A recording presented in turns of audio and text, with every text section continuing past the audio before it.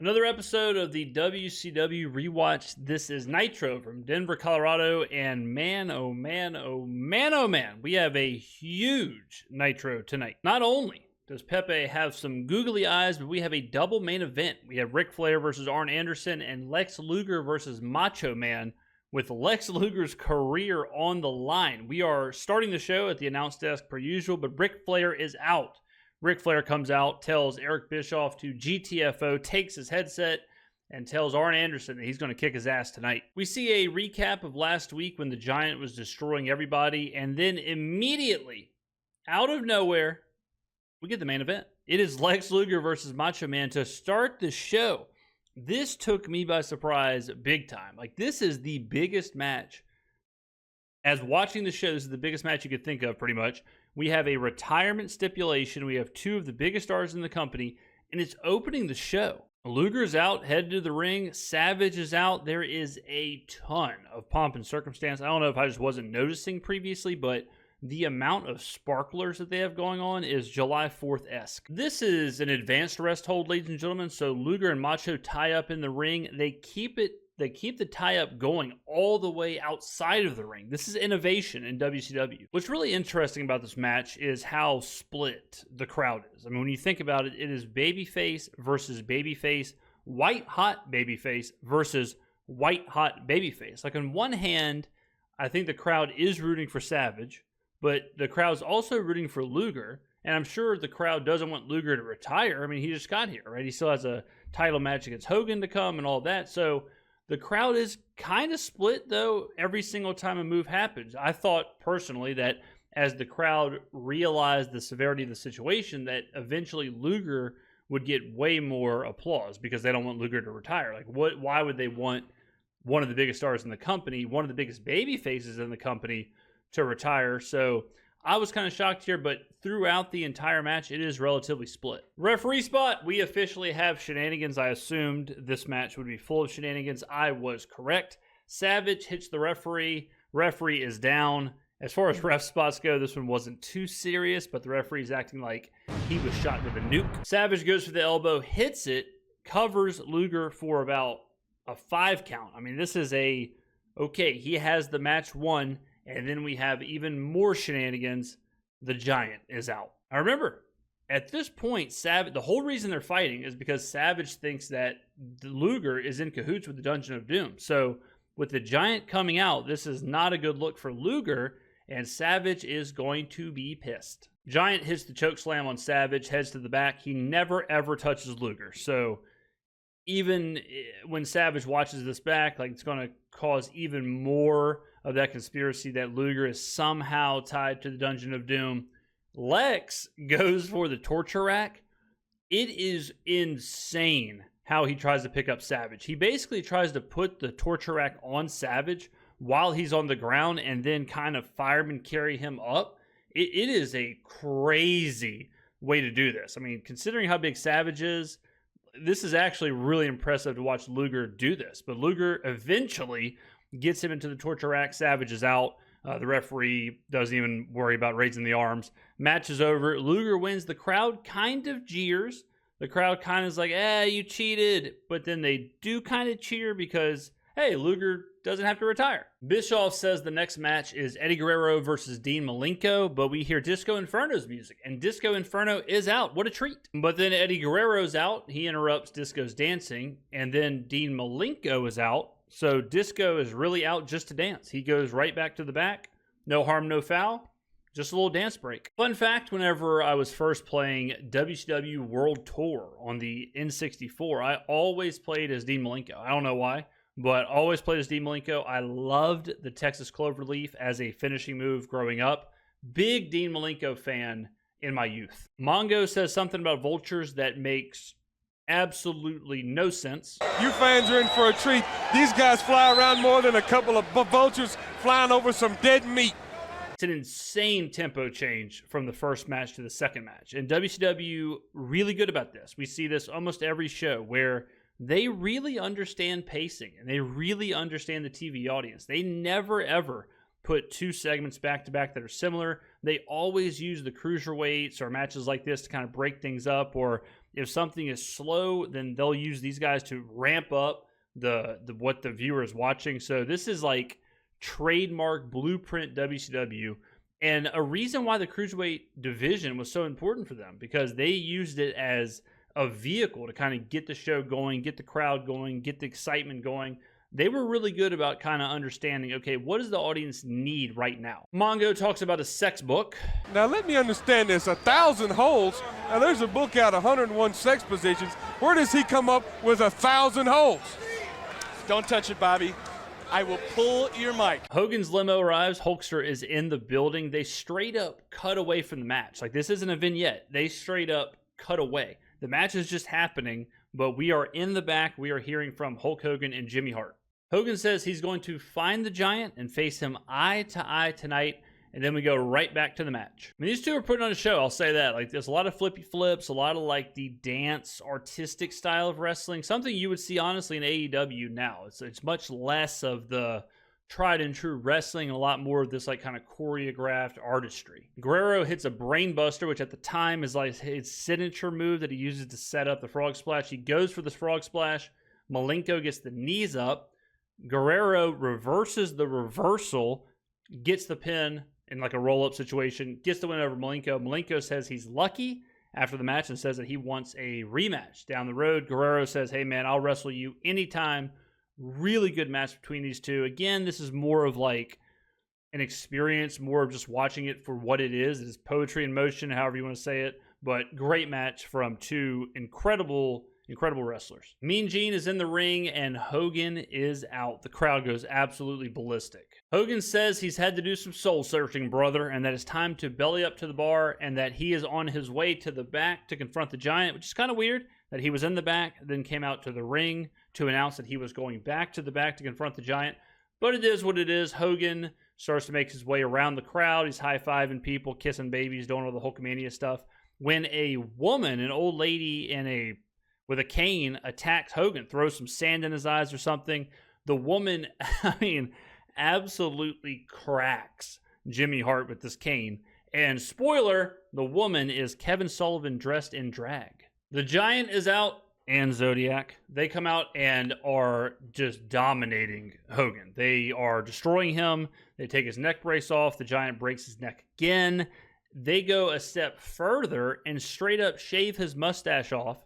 They start cutting his hair, and it's not like they kind of shave it off. There is close-up visuals of the dullest razor of all time being used to shave off this mustache, and they fully shave it off.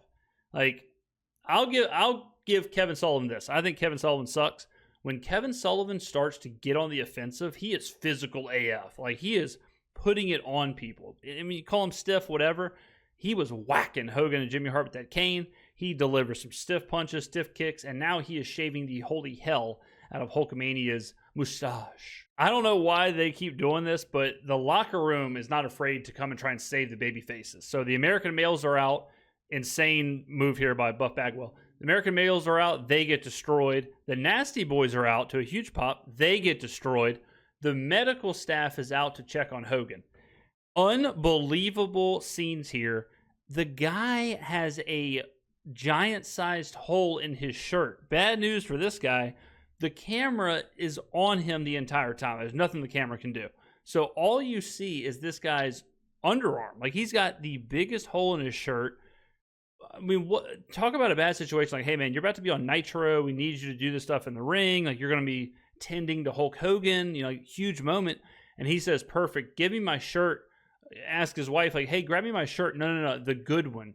You know, my lucky shirt. With this giant-ass hole in it. It's just crazy to watch. We go to a commercial break, come back. Arn Anderson's in the ring. Ric Flair's music has already hit. This show is so packed. And I really don't know, I'm not sure why they packed the show so much. I mean, hey, great for me, the viewer. Like, this has been just nonstop action. But having Anderson and Flair wrestle on the same show as all this other stuff happening just seems to be like a lot. And I don't know if they just miscalculated the Sullivan stuff, because that probably did take a little longer than they thought. But obviously, they're cramped for time. Like, this is a main event with Anderson, Flair, huge match. And Anderson doesn't even get an entrance. So definitely packed for time here, but it is what it is. We're going to the main event. Ric Flair, Arn Anderson. It's also worth noting, like, we just saw this match. We just saw this at Fall Brawl, and now they're running it back right here on Nitro, which on one hand is kind of weird, but on the other hand, I think it's smart for WCW because they don't assume that everyone's going to buy that pay-per-view. They are really trying to get Nitro going. They are really trying to get this show up and a big deal. So they're not just saying, well, we did it at the pay-per-view, we're moving on. They're saying, good chance people didn't order the pay-per-view. If they didn't, let's show it off here.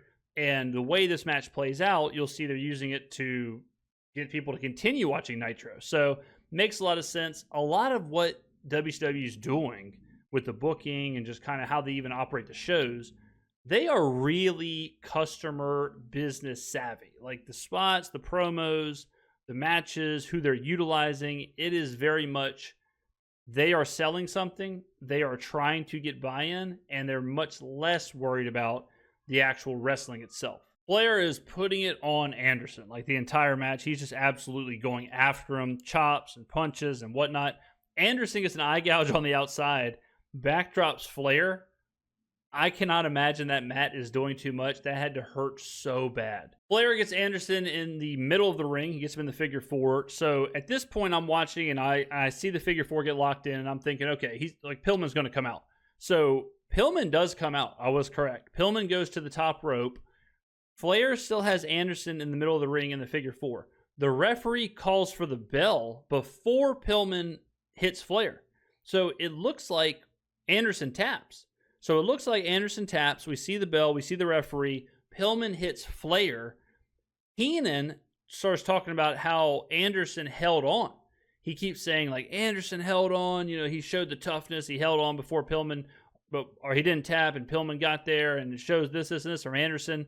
And then Bischoff mentions, like, no, he tapped, Flair won, but they don't make it very clear exactly what happened. So I don't know if the referee, what I think happened was, I think the referee got a little ahead of himself. I think the referee called it, and it was not supposed to happen like that. Like, why would they want Anderson to tap? It doesn't make any sense to do it that way. So I'm assuming Pillman was supposed to have the interference in the middle of the figure four. Then the referee disqualifies Anderson. We move on. So it's super confusing in the moment, and even Bischoff and Heenan and the ref, even they don't know, but it is what it is. So Pillman and Anderson start to kick the shit out of Ric Flair. Like, they're beating the hell out of him.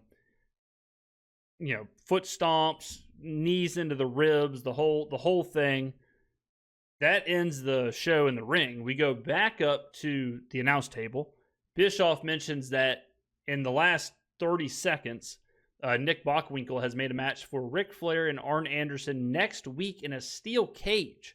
So again, like, these Nitros are getting so packed. And I've mentioned this before, where it's kind of impossible for the mid-card or anyone else to have any kind of push, because you go a Nitro and there's only, like, Eddie Guerrero and Dean Malenko did get some time here, but it was just kind of like a palate cleanser in between more Hogan or more Flair or more Luger or more Savage. We only see the tag teams every couple of weeks. Like, we're not really seeing a lot of the roster. Alex Wright is getting kind of pushed, but then we don't see him for 2 weeks. The only consistency is the Giant right now. The Giant is the most consistent thing, the Dungeon of Doom and the Giant right now. And he is absolutely carrying the show, I would say, at this point. He's just the biggest, like, unique draw. But he also is the villain to Hulk Hogan. And Hulk Hogan is, no doubt about it, the biggest draw. But as of right now, Nitro is pretty consistent with Dungeon of Doom, Hulk Hogan, the Giant, and then Anderson and Flair. And Savage, Luger are kind of tagged on to the Giant, Dungeon of Doom, Hogan thing. We don't see a lot of Sting. Like, at this point, we're not seeing a ton of Sting here. So it's not a surprise that WCW is top heavy and continues to be top heavy, because even when they add more hours into the show, then you're adding in the NWO, you're adding in, all of that. So it's not surprising, but there is no time in these shows and on these Nitros to get anyone else in. I mean, it's just the same kind of two storylines playing out in different fashions. But next week, a steel cage match, Anderson Flair, like that's a huge deal on Nitro. I mean, I remember a steel cage match on Raw or Nitro, or a championship match, like that is must-see TV. So the fact that you're getting Ric Flair and Arn Anderson in a steel cage is insane. So I'm excited for it. Can't wait for next week's Nitro. This was a really good show. It was a really quick show as far as like watching it, where you're just like, man, what the hell is going on? You got this guy coming out, you got this guy coming out, you got this person fighting, his mustache is getting cut off, now this person's out, now we've got a main event, now, you know, so it was just a lot of whiplash for a viewer. But overall, really good Nitro. I'm not going to lie. I'm excited for Halloween Havoc. Like, the whole point of this lead up is we're leading up to Hogan and the Giant at Halloween Havoc. And I feel like a mark, because as I'm watching these Nitros, I'm like, man, I can't wait to see what happens at Halloween Havoc. I can't wait to see the culmination of some of this. So the storytelling is working.